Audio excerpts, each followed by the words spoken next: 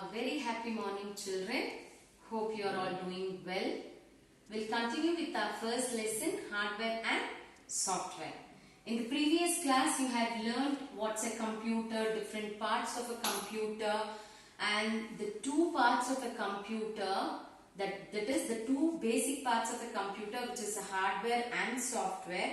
And you had also learned about hardware, that is the physical parts of a computer that you can see and touch is called hardware. For example, it is monitor and keyboard, and some parts of hardware are inside the CPU.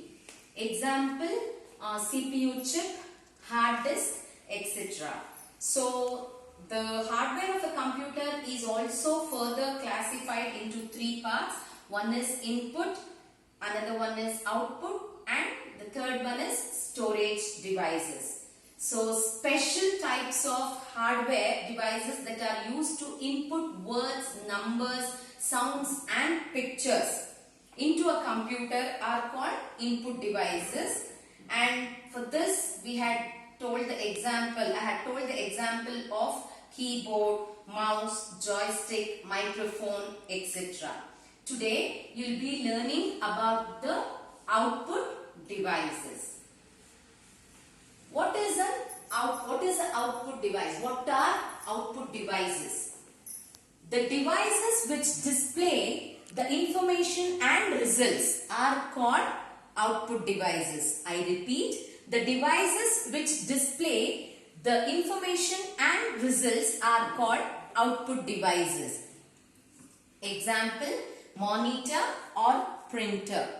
Okay, what happens? You give input, that is you use keyboard and give the input to the computer. So the processor, that is the CPU, process it, and the final result or the output will be appearing on the monitor.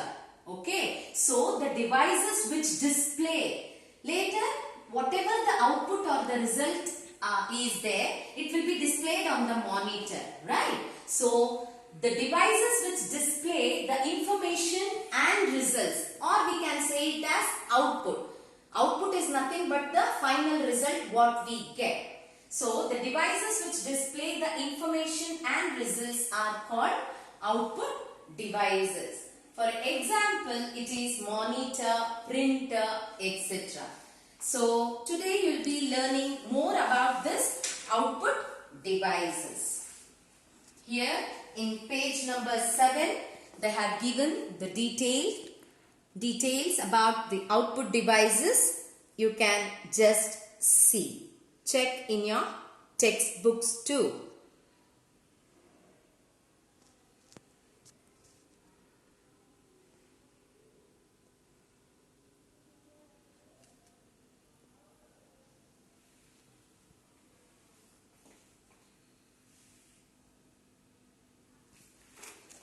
So, as I told you, the devices which display the information or the results are called output devices, and examples are monitor, printer. Okay. What is a monitor? For the first time when you see the monitor, how does it look like? It looks like a television, right? So, a monitor looks like a TV screen. So, whatever you type using a keyboard, it can be shown on the monitor or the computer screen. So monitor looks like a TV screen. Whatever you type on the keyboard can be seen on the monitor. It also displays the processed information. That is, after we give input to the input devices, then it will be processed to the CPU. The CPU processes it, and the final result will be given by the output devices. So monitor looks like a TV screen. So whatever you type using a keyboard, it should be shown on the monitor, and it also displays the processed information. Next, what is the next part? It is printer. What does printer do? Do you know? Printer that you see on the computer screen. So for an example, this is a monitor. Okay, you will draw a beautiful picture of a flower using MS Paint.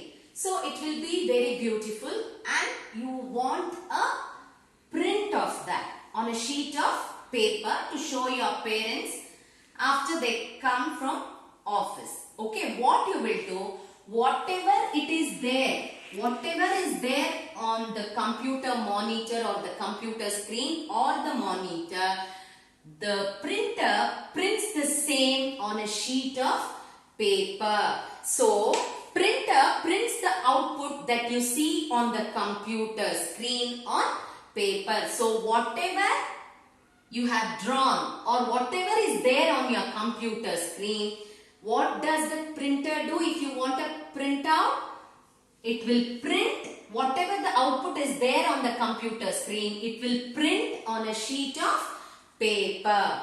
The next one, that is the next output device, is speakers or speaker. What does speakers do? Speakers are used to hear any sound or music which are stored in a computer. So what does speakers do? What is the use of speaker? Speakers are used to hear the sound or music which is stored in your computer. So next one is storage devices.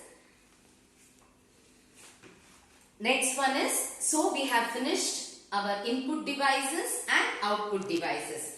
So the next one is the storage devices. The devices used for storing data are called storage devices. What are storage devices? The storage devices are the devices which are used to store data. Hard disk is the main storage device that stores the entire work we do on a computer. So the best example for a storage device is hard disk, because hard disk is the main storage device which stores the entire work we do on a computer. Other important devices are like CD, DVD, pen drive, so forth. Okay. So what is a CD? What does CD stands for? That is, it is told as CD, right? So C means it is compact and D means disk. Compact disk. Okay. So CD stands for compact disk. As you have all seen, CD or DVD will be in a round shape. It is a flat, shiny disk that stores a lot of information. So CD stands for compact disk. It will be round in shape and it is a flat, shiny disk which stores a lot of information. Next one is hard disk. You can see the picture here, children. This is an image of hard disk. This hard disk stores huge amount of data and information, and this hard disk is present in the CPU box, that is inside the CPU box or the CPU cabinet. So when compared to other storage devices, hard disk has the more capacity to store large amount of information or data. So hard disk is a device which stores huge amount of data and information. It is present inside the CPU box. The next one is pen drive. This is the picture of a pen drive. I think everyone has seen the pen drive.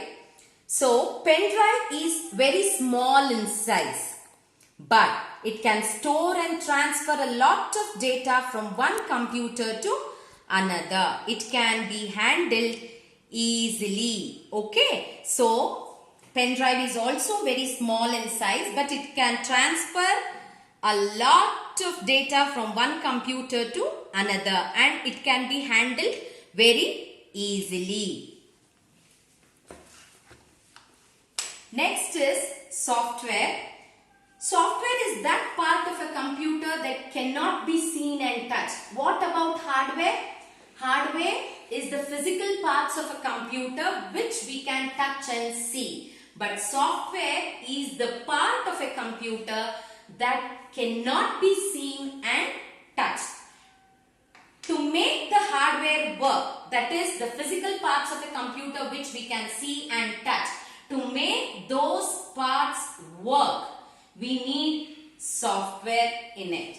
To make the hardware work, we need to have software in it.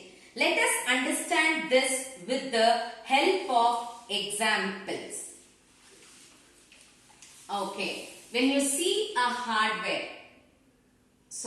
when you see a CD is a hardware, but the songs or movies that are stored in it are software. You will record something or you will copy some songs or music inside your CD. You can see the CD because CD is a hardware. You can touch, you can feel everything. But whatever the song or any information which are stored inside the CD, you can't touch it. So that is software. A CD is hardware, but the songs or movies that are stored in it are software, as they cannot be touched and seen. Let us go back to the working of a computer. Which of the following steps is done by software they have given? Input. Here, see. The picture or the example for input devices are a keyboard and the mouse. These devices inputs the word, numbers or any data into a computer. Next picture is of CPU.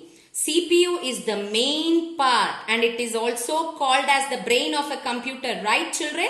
So CPU process the input, and the end, that is in the last, the output devices which shows the result on the monitor. So output is nothing but the result. Input, it sends the information, CPU processes it, and in the end we will get the output which will be shown on the computer screen. Yes, processing is done by software only. It takes the input from the user, processes it and displays the output on the monitor. Thus we can define software as a set of instructions given to the computer to do a particular work. So software is a set of instructions we give to the computer to do a particular work. There are two types of software, children. The first one is system software and the second one is application software. So about these two things you will be learning in the next class. Have a nice day. Take care. Bye.